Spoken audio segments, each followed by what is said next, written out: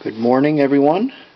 I'm peering inside the crankcase of my 1944 John Deere A, and I'm showing the oil pump here and the pickup screen, and the crankcase is relatively clean, and then it picks up the oil through this tube and it goes over to this distributor block and pressure regulator. Oops, dropped a socket down there. I'm going to have to pick that up. And of course, first thing it gets is it gets filtered, and then it goes to this pressure block. This line here goes up to the governor.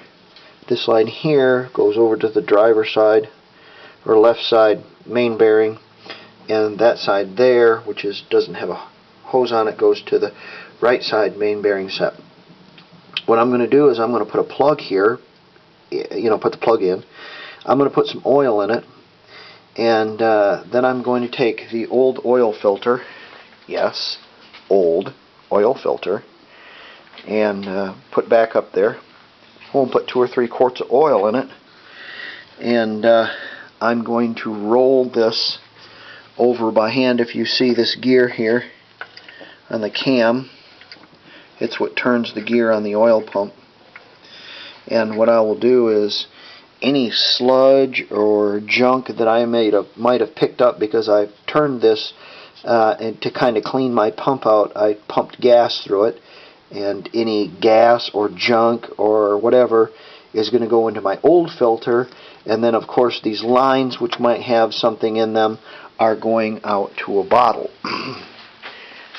Each bottle I have, plastic bottle, I have 3 for each line, and then I have a little duct tape around it and a piece of 3/8 hose, and I'm going to connect it to the line.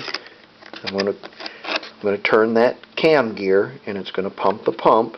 You have to turn it the right way. If you turn it the wrong way, it'll make bubbles. You'll see it. If you turn it the correct way, I can't remember if it's clockwise or anti-clockwise, but you'll see down in the crankcase if it's making bubbles, then it's the wrong way. And I'm going to pump whatever spooge is in those lines out, and that way then I can drain my oil, put in a fresh oil filter, my new oil filter, and I'm out 2 or 3 quarts of oil, yeah, but then I've cleaned out all the spooge and crap that I got down in the crankcase while I was cleaning it out, and it's not going directly to your bearings. I could put it together. Yeah, realistically it'd probably be okay, but it's just a little step that I do to clean, to make sure that I've got clean oil going right to my bearings.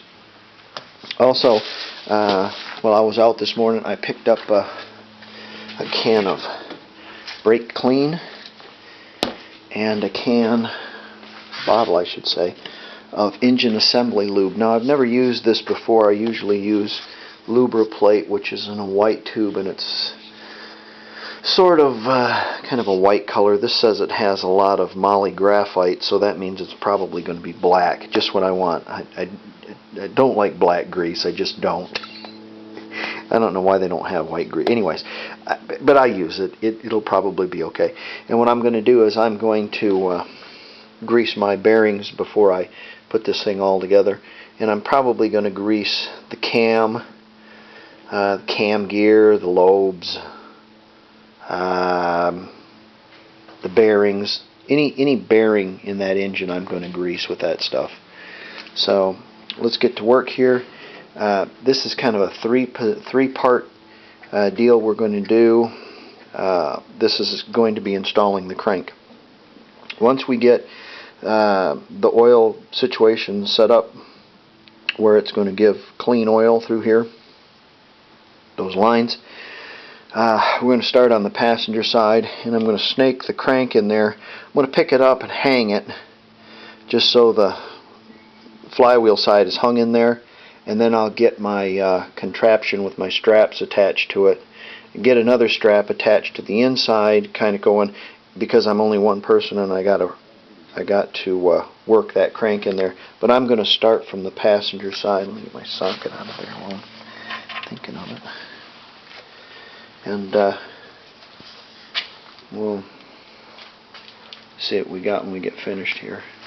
But I hope you understand what I'm doing here. It's to supply clean oil to the bearings first, because there might be some sludge or some junk in the pump. or the valve, the pressure valve and junction block.